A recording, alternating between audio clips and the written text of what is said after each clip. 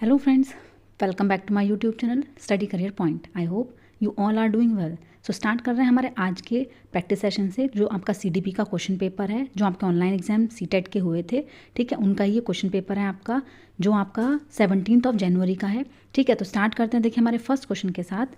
तो first question है, principle of cephalocaudal suggest that development. देखिए जो विकास का शीर्षगामी सिद्धांत है वो क्या सुझाता है। तो देखिए जो सिफेलोकॉडल होता है आपके कौन से होते हैं, दो आपके प्रिंसिपल होते हैं। तो होता है आपका सिफेलोकॉडल और दूसरा होता है आपका प्रॉक्सिमो डिस्टल। क्या होता है आपका प्रॉक्सिमो डिस्टल, ठीक है, क्या होता है आपका प्रॉक्सिमो डिस्टल, ठीक है। तो देखिए जो आपका सिफेलोकॉडल होता है, सिफेलोकॉडल क्या होता है आपका, जब जो विकास है आपका वो कहाँ से, सिर से पैर की ओर, हेड टू टो होता है। जब आपका जो विकास है वो आपका हेड टू टो होता है, ठीक है, उसको हम बोलते हैं सिफेलोकॉडल। लेकिन जो प्रॉक्सिमो डिस्टल होता है वो आपका क्या होता है, जब आपका सेंटर टू आउटवर्ड होता है, जब आपका केंद्र से बाहर की ओर होता है, ठीक है, तो वो आपका क्या हो जाता है, वो होता है आपका प्रॉक्सिमो डिस्टल, ठीक है। तो देखिए यहाँ पर आपसे पूछा जा रहा है कि सिफेलोकॉडल आपका क्या सजेस्ट करता है। तो सिफेलोकॉडल आपका क्या होता है कि जब विकास जो है वो आपका क्या होता है, सिर से पैर की ओर होता है, ठीक है, सिर से पैर की ओर होता है। तो यहाँ पर ऑप्शन नंबर 2 जो होगा वो आपका क्या हो जाएगा, बिल्कुल सही हो जाएगा, ठीक है। ऑप्शन नंबर 2 क्या हो जाएगा आपका, बिल्कुल सही हो जाएगा, ठीक है। विकास जो है वो सिर से पैर की ओर होता है, लेकिन जो प्रॉक्सिमो डिस्टल होता है वो क्या होता है, वो होता है आपका जब विकास आपका केंद्र से बाहर की ओर हो, ठीक है, विकास जब आपका केंद्र से बाहर की ओर हो, ठीक है। तो देखिए फर्स्ट का जो आंसर आपका हो जाएगा वो हो जाएगा ऑप्शन नंबर 2, ठीक है। चलते हैं देखिए नेक्स्ट क्वेश्चन पर। देखिए नेक्स्ट आपका पूछा जा रहा है, which of the following is a heredity factor which influences development. देखिए निम्न में से कौन सा अनुवांशिक कारक है जो विकास को प्रभावित करता है, ठीक है, ये पूछ रहे हैं आपसे, हेरिडिटरी फैक्टर जो आपका अनुवांशिक कारक है। तो देखिए अनुवांशिक कारक आपका कौन सा होगा, यहाँ पर जहाँ भी आपका बायोलॉजिकल फैक्टर आ जाएगा, देखिए जैविक परिपक्वता जो होगी वो आपकी क्या हो जाएगी, अनुवांशिक कारक हो जाएंगे, ठीक है, अनुवांशिक कारक हो जाएंगे। अभी देखिए जो सामाजिक नीतियाँ हैं, शैक्षिक संस्थाएं हैं और आपकी सांस्कृतिक प्रथाएं हैं, ठीक है, ये आपका क्या है, ये आपका हेरिडिटी नहीं है, ये एनवायरनमेंट हो गया, ठीक है, ये क्या हो जाएगा आपका एनवायरनमेंट फैक्टर हो जाएगा, ठीक है। तो यहाँ पर जो जैविक परिपक्वता, बायोलॉजिकल मैच्योरेशन जो आपकी हो जाएगी वो आपकी हो जाएगी हेरिडिटी फैक्टर, ठीक है, अनुवांशिक कारक, ठीक है। तो यहाँ पर ऑप्शन नंबर 3 जो होगा वो आपका बिल्कुल सही हो जाएगा। चलते हैं देखिए नेक्स्ट पर।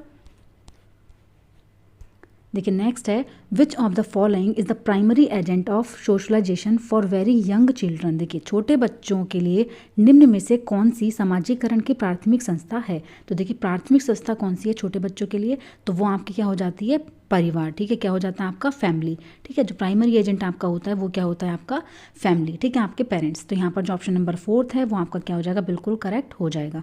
चलते हैं देखिए नेक्स्ट पर। नेक्स्ट क्वेश्चन है, देखिए जीन पियाजे के संज्ञानात्मक विकास सिद्धांत के अनुसार अधिकतर बच्चे किस चरण में मूर्त समस्याओं के बारे में तार्किक रूप से चिंतन या सोचने में सक्षम हो जाते हैं, ठीक है, सोचने में सक्षम हो जाते हैं। तो देखिए यहाँ पर आपका क्या हो जाएगा, बच्चे का पूछना है कि जब बच्चा लॉजिकली, देखिए लॉजिकली क्या करे, आपका सोचे, ठीक है, लॉजिकली आपका चिंतन करे, देखिए कंक्रीट प्रॉब्लम्स का, तो वो आपकी क्या हो जाएगी, कंक्रीट ऑपरेशनल स्टेज क्या हो जाएगी आपकी मूर्त सक्रियात्मक अवस्था, ठीक है। मूर्त सक्रियात्मक अवस्था में बच्चा क्या करता है, आपका लॉजिक चिंतन बच्चे के उसमें आ जाते हैं, ठीक है। तो ऑप्शन नंबर 3 जो होगा वो यहाँ पर आपका सही हो जाएगा। चलते हैं देखिए नेक्स्ट पर। देखिए नेक्स्ट क्वेश्चन है आपका, जीन पियाजे के अनुसार व्यवहारों, विचारों को संयोजन, व्यवस्थीकरण, पुनर्संयोजन और पुनर्व्यवस्थीकरण करके सुसंगत प्रणाली में लाना क्या कहलाता है। तो देखिए क्या कहलाता है आपका, तो असंतुलनीकरण कहलाता है, संकल्पना कहलाता है, संगठन कहलाता है या फिर मिथ्या धारणा कहलाता है। देखिए इंग्लिश में देखते हैं क्या कहलाता है आपका, डिसइक्विलिब्रियम कहलाता है, कंसेप्चुअलाइजेशन कहला जाता है, या ऑर्गेनाइजेशन या फिर मिसकंसेप्शन। तो देखिए यहाँ पर क्या बोल रहे हैं, अकॉर्डिंग टू जीन पियाजे द कंबाइनिंग, अरेंजिंग, रिकम्बाइनिंग और रीअरेंजिंग ऑफ बिहेवियर। तो वो आपके क्या कहलाए जाएंगे, वो आपके कहलाए जाएंगे ऑर्गेनाइजेशन, क्या कहलाया जाएगा आपका ऑर्गेनाइजेशन, ठीक है। तो ऑप्शन नंबर 3 जो होगा वो आपका क्या हो जाएगा, यहाँ पर सही हो जाएगा, ठीक है। ऑप्शन नंबर 3 जो होगा वो आपका बिल्कुल सही हो जाएगा, ठीक है, क्या हो जाएगा आपका संगठन, ठीक है। चलते हैं देखिए नेक्स्ट क्वेश्चन पर। नेक्स्ट है, देखिए Lev Vygotsky gave significant importance to dash in development of thinking and learning. देखिए लेव वाइगोत्स्की क्या देते हैं आपका, तो देखिए रिवॉर्ड एंड पनिशमेंट देते हैं, कल्चरल टूल दिए हैं, सेम एबिलिटी बेस्ड ग्रुपिंग या फिर एडवांस ऑर्गेनाइजेशन। तो देखिए लेव वाइगोत्स्की आपका किसकी बात करते हैं, तो लेव वाइगोत्स्की आपकी एक तो लैंग्वेज, ठीक है, लैंग्वेज पर सबसे ज़्यादा जोर दिया है लेव वाइगोत्स्की ने, सेकंड आपका कल्चर, ठीक है, कल्चरल एक्टिविटी, दूसरा आपका थर्ड आपका क्या हो जाता है आपका सोशल इंटरेक्शन, ठीक है, क्या होता है आपका सोशल इंटरेक्शन, ठीक है, सोशल इंटरेक्शन। तो यहाँ पर देखिए ऑप्शन में आपका क्या दिया हुआ है, यहाँ पर दिया हुआ है आपके कल्चरल टूल, ठीक है, क्या दिए हुए हैं आपके कल्चरल टूल। तो यहाँ पर जो आपका ऑप्शन नंबर सेकंड होगा सांस्कृतिक उपकरण, ये आपका बिल्कुल सही हो जाएगा, ठीक है। चलते हैं देखिए नेक्स्ट क्वेश्चन पर। नेक्स्ट है देखिए, लेव वाइगोत्स्की के सिद्धांत में वह योजना जिसमें अध्यापिका विद्यार्थियों के लिए सवालों का सरलीकरण करती है, उन्हें संकेत देती है और सवाल को हल करने के प्राथमिक चरण बताती है ताकि वे दी गई समस्या के समाधान को खोजने में आने वाली बाधाओं को पार कर सके, तो वो क्या कहलाती है।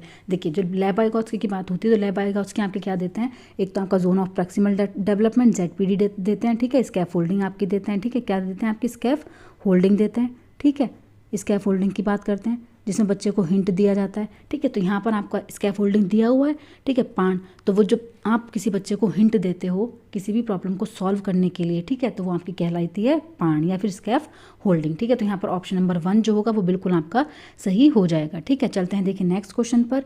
नेक्स्ट क्वेश्चन है आपका देखिए, लॉरेंस कोलबर्ग ने बच्चों और वयस्कों से संबंधित किस विषय की जांच की थी।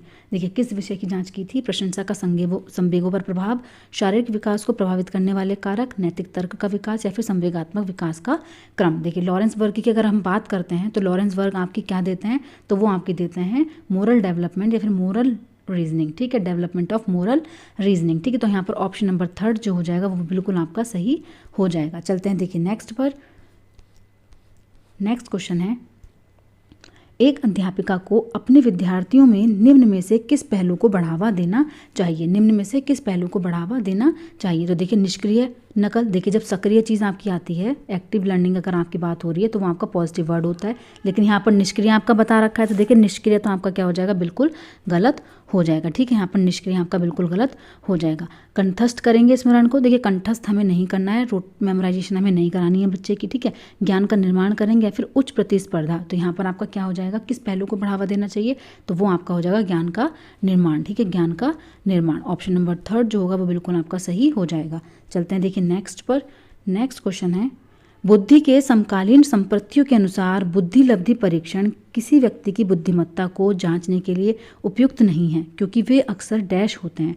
देखिए वो अक्षर क्या होते हैं, होते हैं, ठीक है, क्या होते हैं, अब देखिए ऑप्शन देखते हैं आपके क्या होते हैं, वैलिड होते हैं, रिलायबल होते हैं, कल्चरल वाइज्ड होते हैं या फिर कॉम्प्रिहेंसिव होते हैं। तो देखिए जब इंटेलिजेंस क्वेश्चन की बात आती है आपकी, जो टेस्ट होते हैं वो एप्रोप्रिएट नहीं होते। क्यों, क्योंकि जब इनकी बात की जाती है तो वहाँ पर आपका क्या आ जाता है, कल्चरल, जो सांस्कृतिक रूप से पूर्वाग्रहित जो आपकी कल्चरल बायसनेस होती है वो आपकी आ जाती है, ठीक है। तो क्या यहाँ पर आपका हिंड्रेंस होगी, तो वो होगी आपकी कल्चरल बाइज, क्या होगी आपकी कल्चरल बाइज। तो ऑप्शन नंबर 3 जो होगा वो आपका बिल्कुल सही हो जाएगा, ठीक है।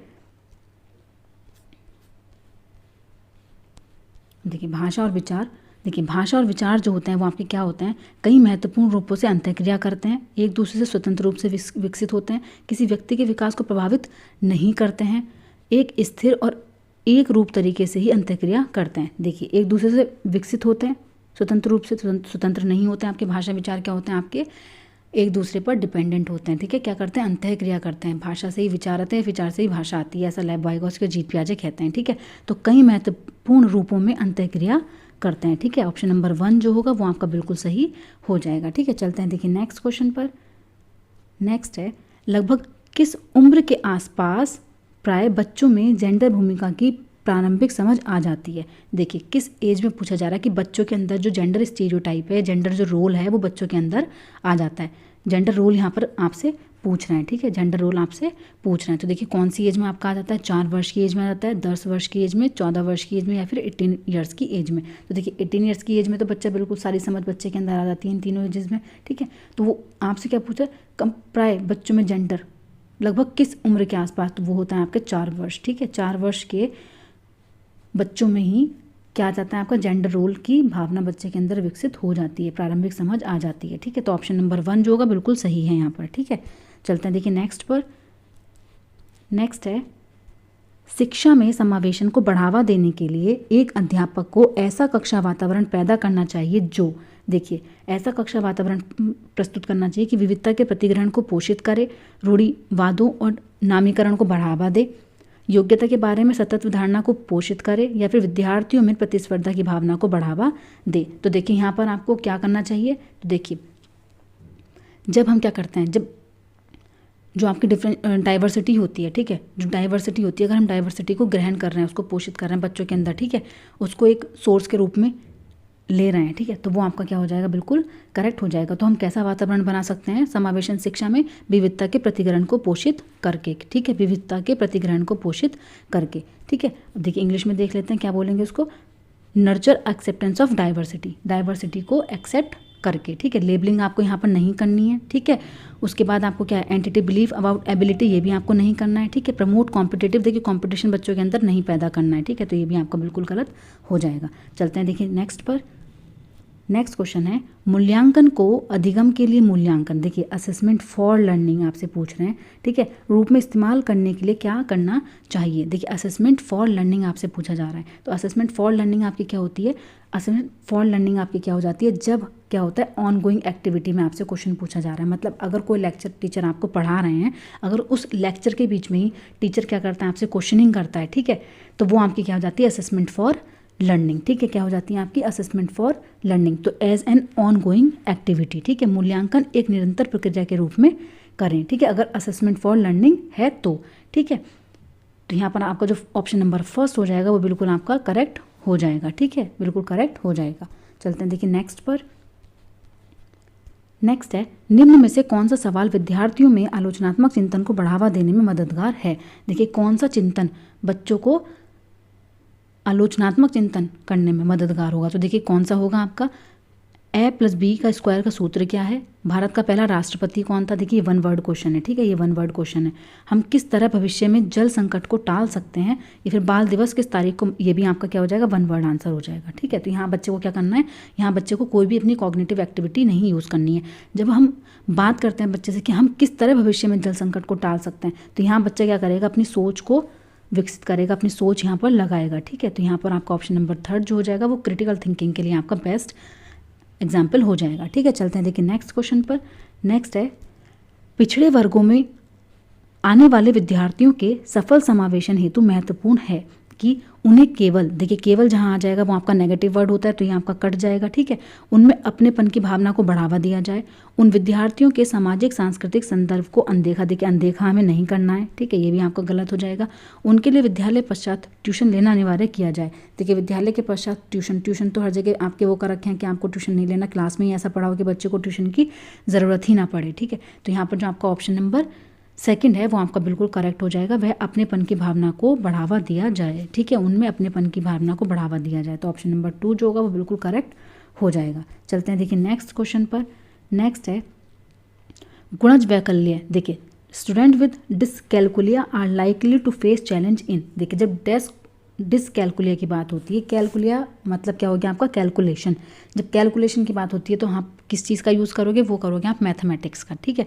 जब भी डिसकैलकुलिया, कैलकुलिया मतलब कैलकुलेशन, ठीक है, क्या हो जाएगा आपका कैलकुलेशन, ऐसे याद आप कर सकते हैं, ठीक है। तो कैलकुलेशन मीन्स आपका मैथमेटिक्स, ठीक है। जब भी डिसकैलकुलिया की आपकी बात होती है तो इसका मतलब किस में विकार है, आपका मैथमेटिक्स में विकार है, ठीक है। चलते हैं देखिए नेक्स्ट क्वेश्चन पर। नेक्स्ट है, which of the following provision becomes a barrier for inclusion of students with visual impairment, देखिए दृष्टिबाधित से जूझने वाले विद्यार्थियों के लिए समावेशन में बाधक बन जाता है। देखिए कौन, ब्रेल बुक्स, जो ब्रेल लिपि होती है वो आपका दृष्टिबाधित में यूज़ होती है, ठीक है, दृष्टिबाधित में आपकी यूज़ होती है। जो आपके टेक्टाइल मैप्स हैं वो भी आपके दृष्टिबाधिता में यूज़ होते हैं। असिस्टेंट ऑफ स्क्राइब, देखिए लिपिक की मदद लेना, ये भी आपका दृष्टिबाधित में बेस्ट एग्जाम्पल होता है, ठीक है। लिखित परीक्षाएं, देखिए लिखित परीक्षा की यहाँ बात कर रहे हैं, लेकिन बच्चा क्या है आपका विजुअल इम्पेयरमेंट्स में है, ठीक है। तो ये जो आपका हो जाएगा वो बिल्कुल आपका गलत हो जाएगा, ठीक है। और इन्होंने गलत ही आपसे पूछा है कि कौन सा प्रावधान आपका क्या होगा, बैरियर होगा, ठीक है, बाधक होगा, तो बाधक कौन सा होगा आपका ऑप्शन नंबर 4, ठीक है। चलते हैं देखिए नेक्स्ट पर। नेक्स्ट है, which of the following is a typical characteristic of students with autism, देखिए ऑटिज्म के लिए जो आपका करेक्टरिस्टिक है वो आपका क्या होना चाहिए, आपसे पूछ रहे हैं। तो देखिए रिपीटेटिव बिहेवियर होता है बच्चे का, कॉग्निटिव फ्लेक्सिबिलिटी होती है, हाई कम्युनिकेशन स्किल होती है, फिर urge for frequent challenges in routine, देखिए निम्न में से कौन सा गुण जो है स्वलीनता ग्रहित विद्यार्थियों में देखा जाता है? तो वो क्या होता है? उनका रिपीटेटिव बिहेवियर। ठीक है, जो ऑटिज्म से आपके ग्रसित होते हैं बच्चे, उनके लिए कौन सा बिहेवियर आपका हो जाता है? Repetitive behaviour. तो यहाँ पर ऑप्शन नंबर 1 जो होगा वो बिल्कुल सही हो जाएगा। ठीक है, पुनरावृत्ति बिहेवियर। ठीक है, चलते हैं देखिए नेक्स्ट क्वेश्चन पर। नेक्स्ट है, देखिए रेशमा 3 साल की उम्र में ही स्वतंत्र रूप से पढ़ने लगी और उसने अपनी पहुंच की हर किताब पढ़ ली। रेशमा किस तरीके की विशेषता दिखा रही है? तो देखिए, जब भी बच्चा एक्स्ट्रा ऑर्डिनरी होता है तो वहाँ पर वो क्या चीज़ शो करता है? अपनी गिफ्टेडनेस शो करता है। क्या शो करता है? आपकी गिफ्टेडनेस शो करता है। तो देखिए वो क्या कर रही है, आपके 3 साल की उम्र में ही वो हर किताब को उसने पढ़ लिया अपनी। ठीक है, तो वो क्या शो कर रही है? आपकी प्रतिभाशालीता शो कर रही है। ठीक है, गिफ्टेडनेस आपकी शो कर रही है। ठीक है, तो यहाँ पर आपका सेकंड ऑप्शन जो होगा वो बिल्कुल सही हो जाएगा। चलते हैं देखिए नेक्स्ट पर। नेक्स्ट क्वेश्चन है, चिल्ड्रन लर्न बेस्ट बाय। देखिए जो बच्चे हैं वो सबसे बेहतर किसके द्वारा सीखते हैं? तो देखिए बच्चे जो हैं वो सबसे ज़्यादा, देखिए रोट मेमोराइजेशन के द्वारा बच्चे नहीं सीखते। ठीक है, रट्टाफिकेशन को हमें बढ़ावा नहीं देना, पुनरावृत्ति या अभ्यास को भी हमें बढ़ावा नहीं देना है। ठीक है, इसको भी हमें बढ़ावा नहीं देना। देखिए निष्क्रिय नकल, पैसिव इमिटेशन, ये भी आपको नहीं देनी है बच्चों को। ठीक है, अधिक खोजी अधिगम, देखिए जो गाइडेड डिस्कवरी होती है वो बच्चे के लिए क्या होगी? बिल्कुल बेहतर साबित होगी। ठीक है, तो यहाँ पर खोजी अधिगम जो हो जाएगा वो आपका बिल्कुल सही हो जाएगा। चलते हैं देखिए नेक्स्ट पर।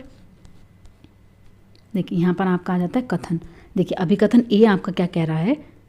विद्यालय को केवल सीखी गई सामग्रियों के पुनरुत्थान पर ही जोर देना चाहिए। केवल सीखी हुई चीज़ों पर ही जोर देना चाहिए। ठीक है, ये बोल रहे हैं। उसके बाद देखिए केवल जो हम सिखा रहे हैं सिर्फ उन्हीं सामग्रियों के रिपीटेशन पर, तो ये तो आपका बिल्कुल गलत हो जाएगा। स्मृति न तो रचनात्मक होती है और न ही निर्वचनात्मक होती है। देखिए जो स्मृति आपकी जो मेमोरी होती है, ये बोल रहे हैं कि जो मेमोरी होती है वो ना तो कंस्ट्रक्टिव होती है ना फिर इंटरप्रिटेटिव होती है, तो ये भी आपका बिल्कुल गलत हो जाएगा। देखिए जो मेमोरी होती है वो आपकी कंस्ट्रक्टिव होती है, रचनात्मक होती है। ठीक है, और उसका निर्विचनात्मक भी होती है। ठीक है, तो यहाँ पर जो स्मृति के बारे में आपका मेमोरी के बारे में लिखा हुआ है वो आपकी बिल्कुल गलत है। ठीक है, तो यहाँ पर दोनों के दोनों ही ऑप्शन आपके बिल्कुल गलत हो जाएंगे। तो यहाँ हो जाएगा आपका ए और आर आपके दोनों ही गलत हैं। ठीक है, ऑप्शन नंबर 4 जो होगा वो बिल्कुल सही हो जाएगा। चलते हैं देखिए नेक्स्ट पर। नेक्स्ट क्वेश्चन है, एक अध्यापिका को कैसे अधिगम क्रियाकलाप बनाने और संपादित करने चाहिए? देखिए कैसे क्रियाकलाप बनाने चाहिए टीचर को? तो देखिए यहाँ पर आपका क्या हो जाएगा? जिनकी प्रवृत्ति अधिक अमूर्त हो। देखिए वेरी एब्स्ट्रैक्ट नेचर, तो वेरी एब्स्ट्रैक्ट नेचर आपको बच्चों के लिए नहीं बनाना है। ठीक है, align and foreign to student context. देखिए स्टूडेंट कॉन्टेक्स्ट जो विद्यार्थियों के परिवेश से गैर और अन्य देशी हों, ये भी आपका बिल्कुल गलत हो जाएगा। जिसका उद्देश्य सिर्फ पूर्व ज्ञान का पुनरुत्थान मात्र हो, ये भी आपका बिल्कुल गलत हो जाएगा। ठीक है, तो यहाँ पर ऑप्शन नंबर 2 जो होगा, जो विद्यार्थियों की रुचि के अनुरूप हो। ठीक है, ऐसा ही आपको क्रियाकलाप बनाना है, तो ऑप्शन नंबर 2 जो होगा वो बिल्कुल सही हो जाएगा। चलते हैं देखिए नेक्स्ट पर। नेक्स्ट है, अधिगम प्रक्रिया में विद्यार्थियों की संलग्नता को अधिकाधिक करने के लिए एक अध्यापिका को क्या करना चाहिए? देखिए अधिगम प्रक्रिया में विद्यार्थियों की संलग्नता को, ठीक है, जो बच्चों की इंगेजमेंट है उसको बढ़ाने के लिए, उसको मैक्सिमाइज़ करने के लिए क्या करना चाहिए? तो देखिए हम क्या कर सकते हैं यहाँ पर, विद्यार्थियों की स्वायत्तता को न्यूनतम कर देना चाहिए। देखिए न्यूनतम किसी भी चीज़ को नहीं करता, नेगेटिव है। ठीक है, विकर्षणों को, मैक्सिमम डिस्ट्रैक्शन में पैदा नहीं करना बच्चों के अंदर। ठीक है, मिनिमाइज इंडिविजुअल चॉइसेस, देखिए जो व्यक्तिगत विकल्प है उनको न्यूनतम कर देना चाहिए, ये भी आपका बिल्कुल गलत है। कार्य की सत्यता को अधिकतम कर देना चाहिए। देखिए मैक्सिमाइज ऑथेंटिसिटी ऑफ टास्क, ये आपका बिल्कुल सही है। तो ऑप्शन नंबर 4 जो हो जाएगा वो आपका बिल्कुल सही हो जाएगा। ठीक है, चलते हैं देखिए नेक्स्ट क्वेश्चन पर। नेक्स्ट है आपका, देखिए एक सामान्य युक्ति जो दी गई समस्या के समाधान तक पहुंचने में मददगार हो सकती है, क्या कहलाती है? देखिए a general strategy that might lead to solution of a given problem is called. तो देखिए वो क्या कहलाती हैं आपकी? तो वो आपकी कहलाती है ह्यूरिस्टिक। क्या कहलाती है आपकी? ह्यूरिस्टिक। ठीक है, तो यहाँ पर आपका ऑप्शन नंबर 4 जो हो जाएगा वो बिल्कुल सही हो जाएगा। चलते हैं देखिए नेक्स्ट क्वेश्चन पर। नेक्स्ट है, विद्यार्थियों द्वारा ग्रहित वैकल्पिक अवधारणाएं। देखिए जो विद्यार्थियों द्वारा ग्रहित वैकल्पिक अवधारणाएं होती हैं, ठीक है, अधिगम प्रक्रिया में कोई भूमिका नहीं निभाती हैं, बिल्कुल गलत है। पूरी तरह अतार्किक और अविवेकी होती है, ये भी आपकी बिल्कुल गलत है। विद्यार्थियों के सहज सिद्धांतों ज्ञान को दर्शाती है, या फिर अध्यापक द्वारा सिरे से अनदेखी कर देनी चाहिए। देखिए अनदेखा में किसी चीज़ को नहीं करना, तो ये भी आपका गलत हो जाएगा। तो यहाँ पर ऑप्शन नंबर 3 जो होगा वो बिल्कुल सही हो जाएगा आपका। ठीक है, चलते हैं देखिए नेक्स्ट पर। नेक्स्ट क्वेश्चन है, लर्निंग इज देखिए अधिगम जो होता है वो आपका कैसा होता है, तो अधिगम क्या होता है, संवेगों से महत्वपूर्ण रूप से प्रभावित होता है, ठीक है, संवेगों से प्रभावित नहीं होता, सामाजिक संदर्भ से कभी कभार प्रभावित होता है, या फिर सामाजिक संदर्भ से कभी भी प्रभावित नहीं होता। तो देखिए जो लर्निंग है आपकी, तो लर्निंग क्या होती है आपकी, संवेगों से महत्वपूर्ण रूप से प्रभावित होता है, ठीक है। ऑप्शन नंबर 1 जो होगा वो बिल्कुल आपका सही हो जाएगा, और सारे जो हैं वो आपके क्या है, नेगेटिव वर्ड्स हैं, ठीक है। चलते हैं देखिए नेक्स्ट पर, ये भी आपका कथन है। देखिए कथन ए आपका क्या कह रहा है, एक अध्यापक द्वारा विद्यार्थियों को संप्रति की समझ पाने के लिए अधिगम करने हेतु अभिप्रेरित करना चाहिए, बिल्कुल सही है। तर्क देखते हैं, अधिगम अधिक प्रभावी और अर्थपूर्ण होता है अगर वो महारत उन्मुखी हो। क्या हो, महारत उन्मुखी। देखिए महारत उन्मुखी, देखिए a teacher should motivate student to learn for understanding the concept, बिल्कुल ठीक है। Learning is more effective and meaningful when it is mastery oriented, बिल्कुल सही है, ठीक है। तो ऑप्शन ए और आर आपके दोनों ही सही हैं, और जो आर है वो क्या कर रहा है, आपका एक की व्याख्या कर रहा है, तो ऑप्शन नंबर 1 जो हो जाएगा बिल्कुल सही हो जाएगा आपका, ठीक है। चलते हैं देखिए नेक्स्ट पर, नेक्स्ट क्वेश्चन है, निम्न में से कौन सा कारक विद्यार्थियों के अधिगम में बाधक बन जाता है। तो देखिए निम्न में से कौन सा कारक जो है वो विद्यार्थियों के अधिगम में बाधा बनता है। तो देखिए यहाँ जो आपका ऑप्शन है वो है आपका रिजिड एंड इनफ्लेक्सिबल करिकुलम, क्या हो जाएगा आपका, कठोर और अनम्य पाठ्यक्रम, ठीक है। ऑप्शन नंबर 4 जो है वो बिल्कुल करेक्ट है। चलते हैं देखिए नेक्स्ट पर, नेक्स्ट और लास्ट क्वेश्चन है, देखिए being cognizant of one's own cognitive process is refer to as. देखिए अपनी स्वयं की संज्ञानात्मक प्रक्रियाओं में से अवगत होना क्या कहलाता है। देखिए अपनी स्वयं की संज्ञानात्मक प्रक्रियाओं से, तो वो आपका क्या कहलाता है, तो वो आपका क्या कहलाता है, देखिए वो आपका कहलाता है परासंज्ञान। क्या होता है आपका परासंज्ञान। देखिए स्मृतिकरण यहाँ पर नहीं होगा, विलंबित नकल आपकी नहीं होगी, समायोजन आपका यहाँ नहीं होगा, तो आपका क्या कहलाया जाएगा, वो आपका कहलाया जाएगा मेटा कॉग्निशन। क्या होगा आपका, मेटा कॉग्निशन, ठीक है, मेटा कॉग्निशन। ऑप्शन नंबर 3 जो होगा वो बिल्कुल सही है, ठीक है। तो आज का सेशन आपका यहीं पर कंप्लीट होता है। अगर आपको मेरी क्लास अच्छी लग रही हो तो प्लीज़ मेरे चैनल को लाइक करें, सब्सक्राइब करें और शेयर करें। Thank you.